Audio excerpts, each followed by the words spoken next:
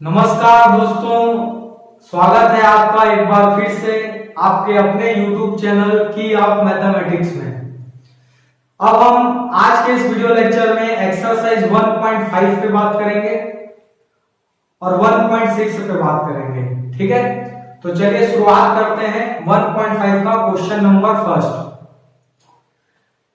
Classify the following numbers as irrational और irrational. हमारे पास कुछ नंबर्स दिए हैं, 4 क्वेश्चंस हैं, हमको बताना है इसमें से रैशनल नंबर कौन सा है और इरेशनल नंबर कौन सा है। तो चलिए शुरुआत करते हैं क्वेश्चन नंबर पहला। देखो फर्स्ट नंबर के क्वेश्चन में दिया है 2 माइनस रूट 5। ठीक है, पहले तो यहां पर देखो कि 2 क्या चीज है, 2 एक रैशनल नंबर है। ठीक है,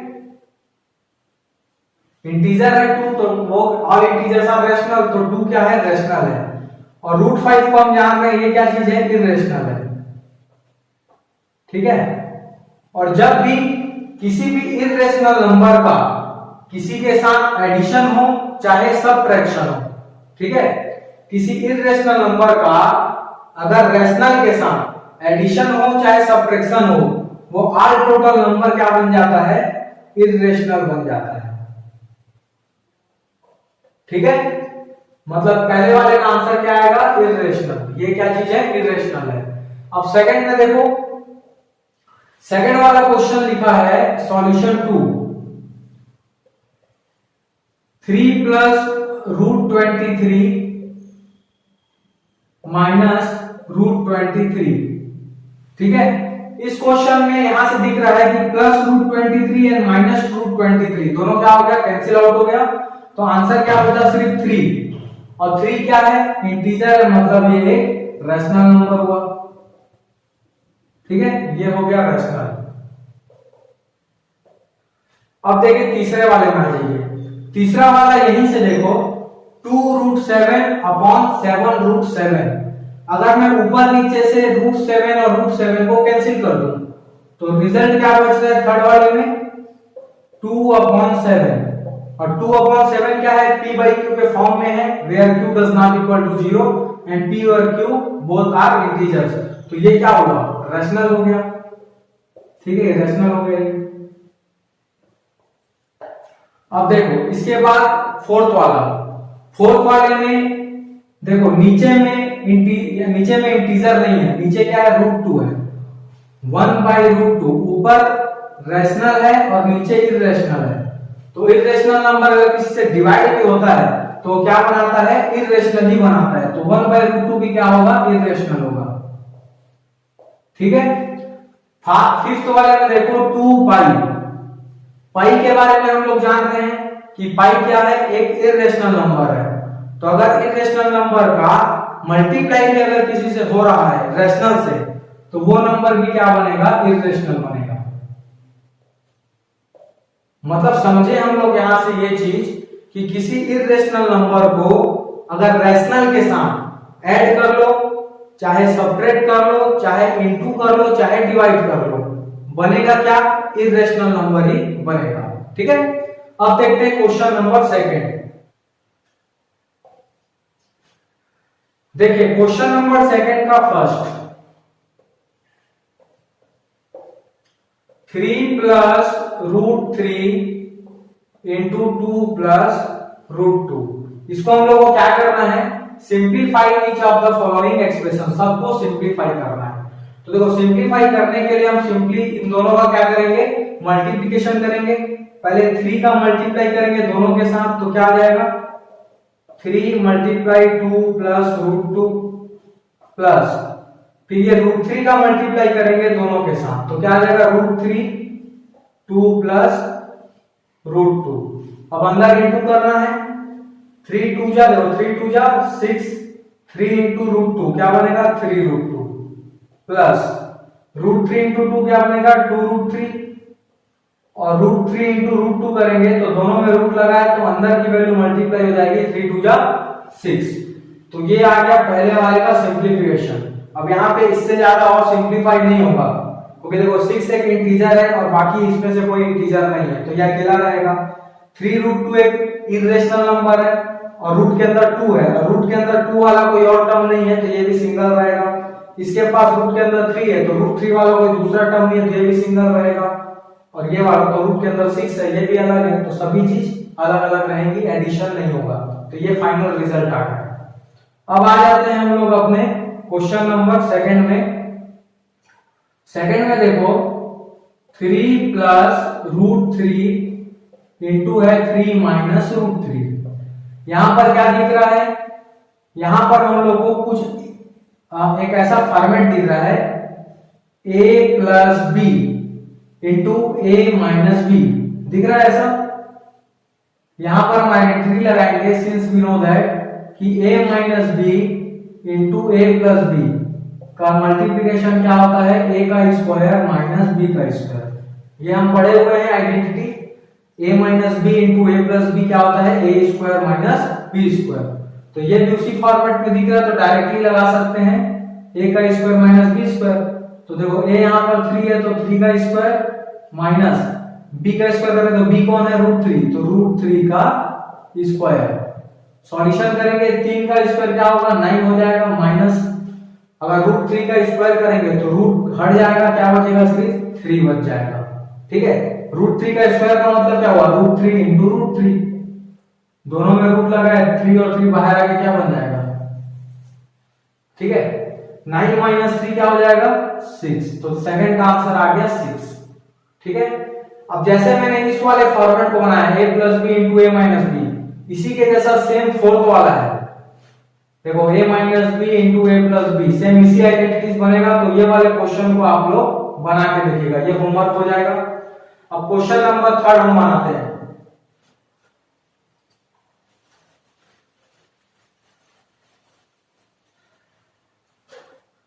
देखो क्वेश्चन नंबर 3 में लिखा है √5 प्लस √2 का होल स्क्वायर। तो यहां पर भी एक आइडेंटिटी यूज होगा। आइडेंटिटी कौन सा, a प्लस बी का whole square is equal to a square plus 2ab plus b square.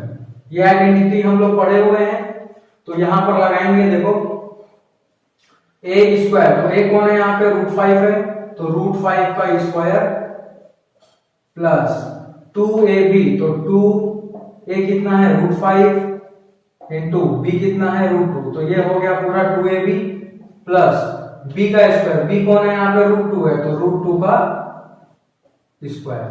हमने इसको a square plus b 2ab plus b square से एक्सपेंड कर दिया। अब इसको आगे सॉल्व करेंगे, √5 का स्क्वायर करने से क्या बचेगा, सिर्फ 5, रूट हट जाएगा। यहाँ पे देखो 2 है अलग से, और √5 इंटू √2 करेंगे तो रूट के अंदर में 5 2 जा 10 बन जाएगा, और यहां से √2 का स्क्वायर करने से क्या आ जाएगा, 2 आ जाएगा। तो आंसर क्या बच गया, देखो ये भी एक इंटीजर है, ये भी एक इंटीजर है, तो 5 प्लस 2 क्या बनेगा, 7, और ये अलग से रहेगा 2√10। तो ये हो गया आपका थर्ड वाले का आंसर। ठीक है, तो चलिए अब हम इसी के जैसे आगे बढ़ेंगे, क्वेश्चन नंबर 3 देखेंगे। क्वेश्चन नंबर 3, ठीक है, recall pi is defined as the ratio of the circumference c of a circle to its diameter d, that is pi is equal to c by d। हमको क्या बोल रहा है कि पाई जो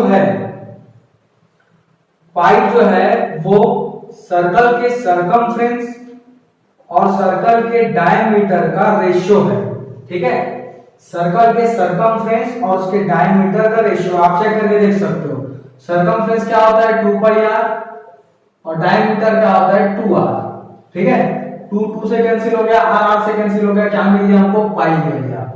पर यहां अगर हम ध्यान से देखें तो c by d एक p by q के फॉर्म में दिया है, और जो p by q के फॉर्म में होता है उसे तो हम क्या कहते हैं, रैशनल बोलते हैं।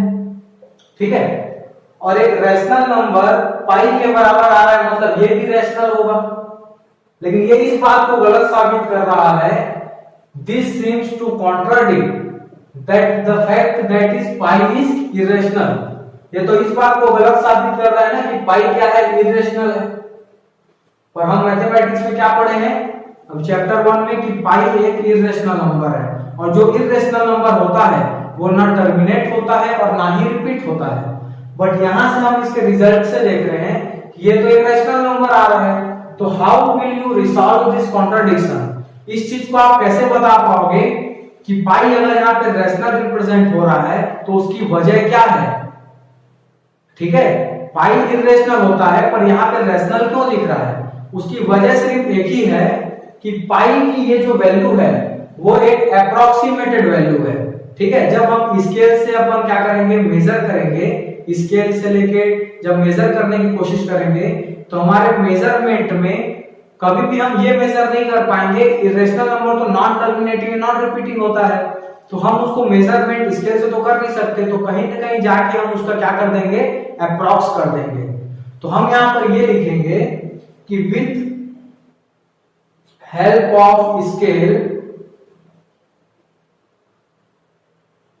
our measurement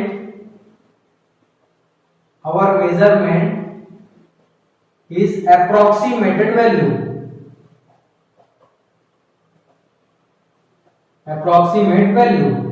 ठीक है, लगभग मान हमको मिला है। ठीक है,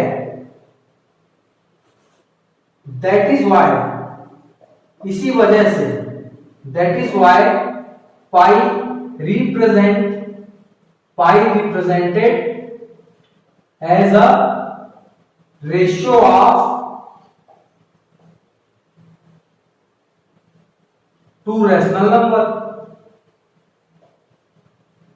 इसलिए पाई जो है हमको रेशियो मिलता है दो रेशनल नंबर का, क्योंकि अप्रोक्सीमेटेड वैल्यू ले लिए तो वो वैल्यू या तो टर्मिनेटिंग डेसिमल बनेगा या तो नॉन टर्मिनेटिंग एंड रिपीटिंग बनेगा। और non terminating and non repeating अगर लेना हो तो वो हम तो दिखा नहीं पाएंगे, क्योंकि पाई की वैल्यू हम बुक में देखे हैं कि वो टर्मिनेट भी नहीं होता, रिपीट भी नहीं होता। तो यहाँ पे हमको सिर्फ इतना रीजन देना है कि जब हम स्केल की हेल्प से मेजरमेंट करेंगे तो हमको एक अप्रोक्सीमेट वैल्यू मिलेगा। इसी वजह से पाई को हम रिप्रेजेंट करते हैं रेशियो के फॉर्म में, दो रेशनल के रेशियो के फॉर्म में। ठीक है, और as a matter in mathematical pi is an irrational, और वास्तव में पाई क्या है, इर्रेशनल है, और जो वैल्यू हम ले रहे हैं वो एक अप्रोक्सीमेटेड वैल्यू है। तो इस तरीके से हम इस क्वेश्चन का रीजन दे सकते हैं। आई होप ये क्वेश्चन आपको समझ आया। अगर आपको इस क्वेश्चन में अभी भी कोई डाउट है तो जरूर कमेंट सेक्शन में लिख के बताएं। अब हम क्वेश्चन नंबर 4 देखेंगे। हम देखते हैं question number 4, represent root 9.3 on the number line. Root 9.3 को नंबर लाइन में शो करना है।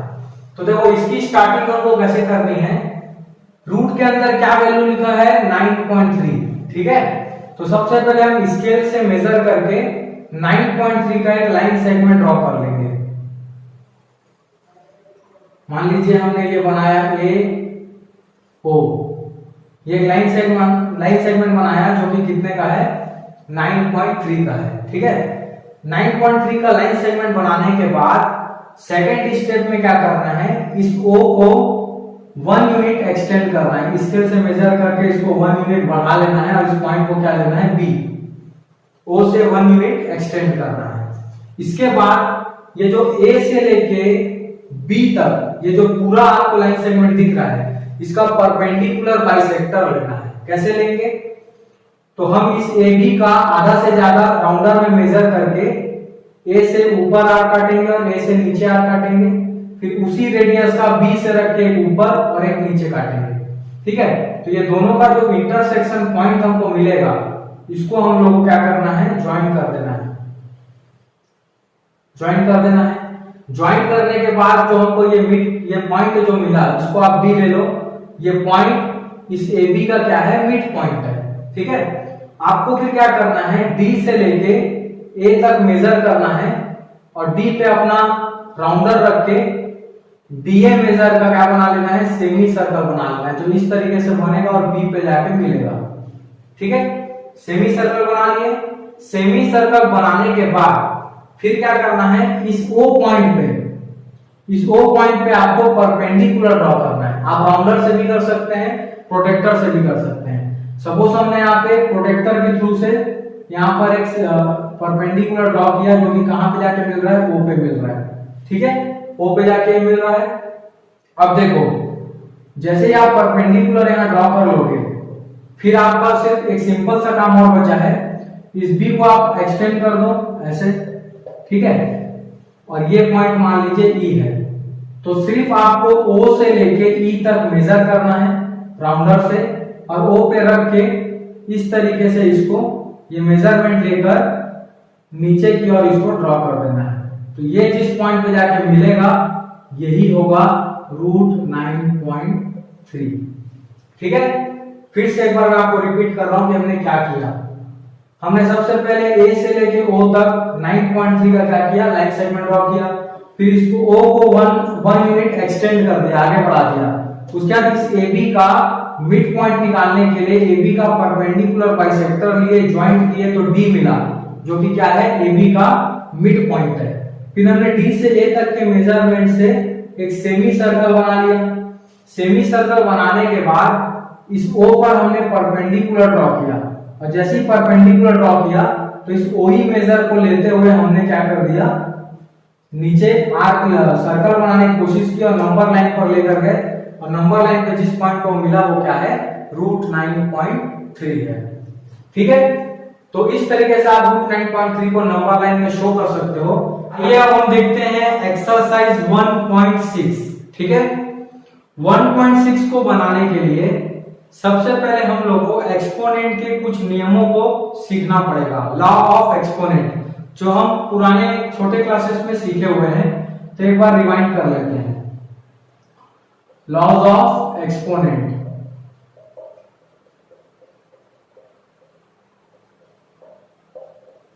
जिसमें हम लोग इस प्रकार का देखे थे कि अगर a⁴m हो इंटू a⁴n, तो ये बन जाता है a⁴m+n।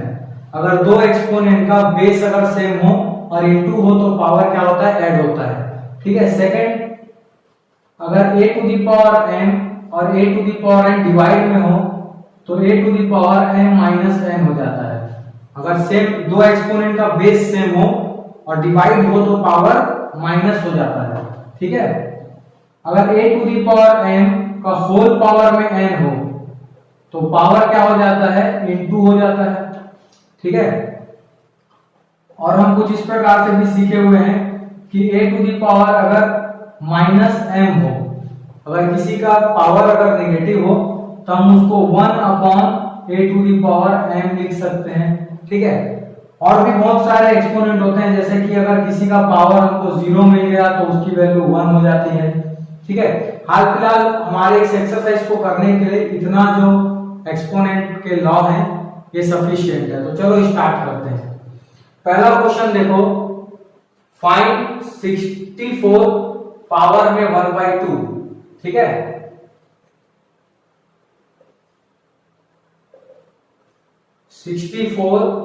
पावर में 1/2। तो देखो इस 64 को हम चाहें तो 8 × 8 लिख सकते हैं, क्योंकि 8 जब क्या होगा, 64 होगा। और अगर इसको मैं एक्सपोनेंट के फॉर्म में लिखूं तो 8 का क्या कर सकते हैं, स्क्वायर करके लिख सकते हैं, 8 स्क्वायर बना सकते हैं इसको, है ना।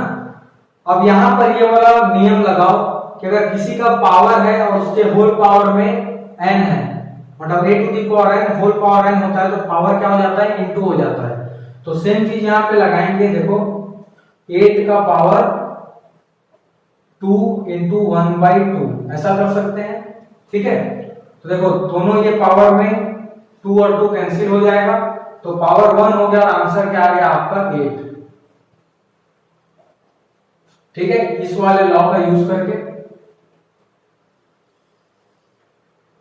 चलो इसी तरीके से अगला देखते हैं, सेकंड क्वेश्चन। 32 पावर में 1/5, ये है सेकंड। देखो यहां पर 32 को अगर हम फैक्टराइज करें, देखो 32 को फैक्टराइज करेंगे तो क्या मिलेगा, 2 16 times 2, 8 times 2, 4 times 2, 2 times, and यहाँ पे 2 1 टाइम। मतलब इसका फैक्टराइजेशन में 2 इंटू 2 इंटू 2 इंटू 2 इंटू 2 मतलब 5 टाइम्स 2 मिल रहा है यहाँ पे। तो हम इसको लिख सकते हैं 2 इंटू 2 इंटू 2 इंटू 2 और इंटू 2 पावर में 1/5। ठीक है, दो यहाँ पर 5 बार मल्टीप्लिकेशन में, तो 2 का पावर क्या बना सकते हैं, इसको 5 बना सकते हैं और पावर है 1/5। सेम लॉ फिर से लगाएंगे तो क्या बन जाएगा 2 5 इंटू 1/5। ठीक है, a to the power m whole power n is equal to a to the power m multiply n। देखो ये 5 और 5 क्या हो गया, कैंसिल, आंसर क्या आ गया 2 आ गया। ठीक है, इसी तरीके से आप क्वेश्चन नंबर 3 को बनाइएगा, ये आपके लिए होमवर्क है।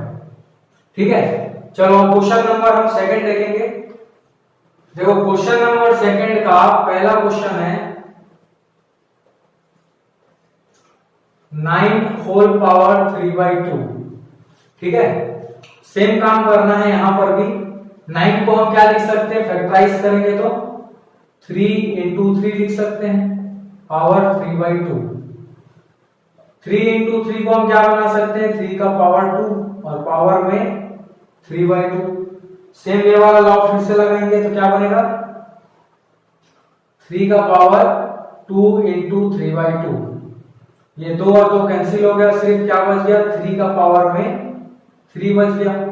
और 3 का पावर 3 मतलब 3 इंटू 3 इंटू 3, इट मीन्स 3 3 जा 9 3 जा 27।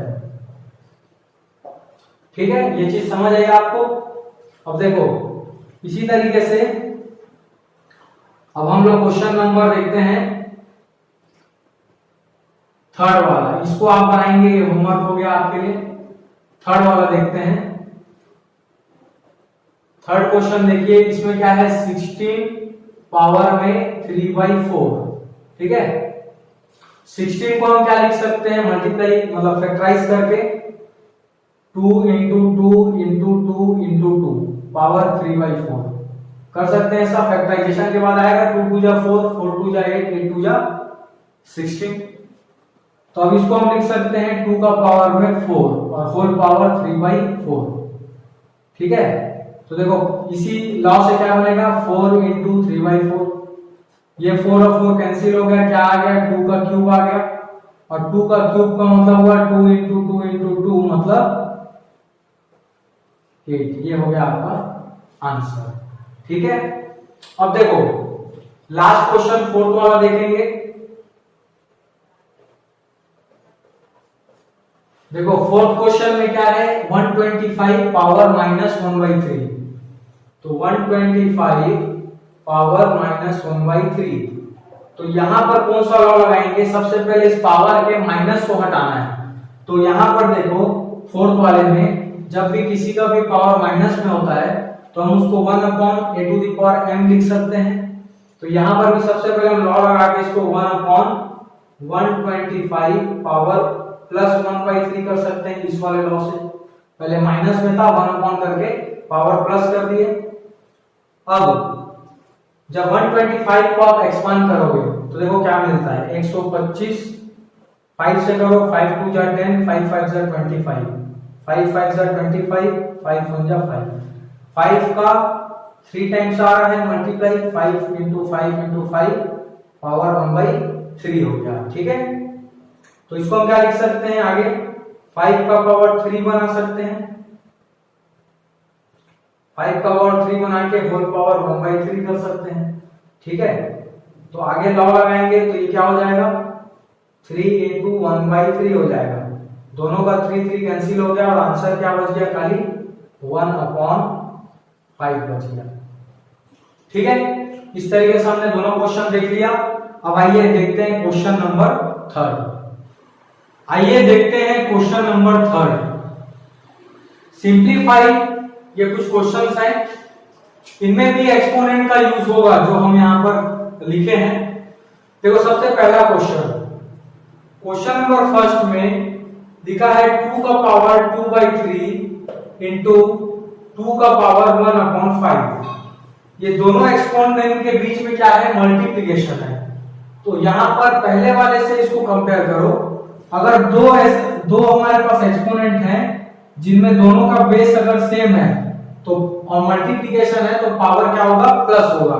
तो सेम चीज यहां करेंगे, दोनों का बेस यहाँ 2 है, इसके पावर को हम लोग प्लस करेंगे, 2/3 प्लस 1/5। ठीक है, उसके बाद इसको ऐड करेंगे। ऐड करने के लिए क्या करना है, आप इसको एलसीएम निकाल के भी ऐड कर सकते हो और क्रॉस मल्टीप्लिकेशन से भी कर सकते हो। तो देखो क्रॉस मल्टीप्लिकेशन से क्या होगा, 5 2 जा 10 प्लस 3 1 जा 3 अपॉन 3 5 जा 15। तो फाइनल आंसर हमारा क्या गेट हो रहा है, 10 प्लस 3 13 अपॉन 15। ठीक है, बात समझ आ गई। अब देखो क्वेश्चन नंबर 2 देखो, 1/3 होल पावर 7। तो सबसे पहले ये 1 को हम इस फॉर्मूले से, अगर 1 में दिया है तो इसको ऊपर ले जाके पावर माइनस कर सकते हैं। तो देखो 1/3 होल पावर 7 है, तो हम इसको क्या लिख सकते हैं, अंदर वाली चीज को 3 लिख सकते हैं, पावर 7 इस वाले से। अब हम यहां पर दोनों के पावर को मल्टीप्लाई करेंगे, कौन से, इस वाले एक्सपोनेंट से। तो क्या करेंगे, देखो 3 मल्टीप्लाई 7 क्या हो जाएगा, 3 माइनस में 3 7 जा 21। ये हो गया हमारा आंसर। ठीक है, अब देखो क्वेश्चन नंबर 3 वाले क्वेश्चन में क्या दिख रहा है, दो एक्सपोनेंट है और उनके बीच में डिवाइड लगा है ना, और दोनों का बेस सेम है। तो कौन सा वाला लगाएंगे, सेकंड वाला लगाएंगे। अगर दो एक्सपोनेंट डिवाइड में है और बेस सेम है तो पावर क्या होता है, माइनस। तो हम यहाँ पे लगा देते हैं तीसरे वाले में। देखो 11⁻² upon 11⁻⁴। From second rule 11⁻² minus 1/4। ठीक है, तो यहां सॉल्व करेंगे, देखो क्या बनेगा, 4 - 2/8 मतलब 11⁻4 - 2 2/8, 2 1 जा 2 2 4 जा 8, मतलब फाइनल आंसर हमारा आ गया 11⁻1/4 आ गया। ठीक है,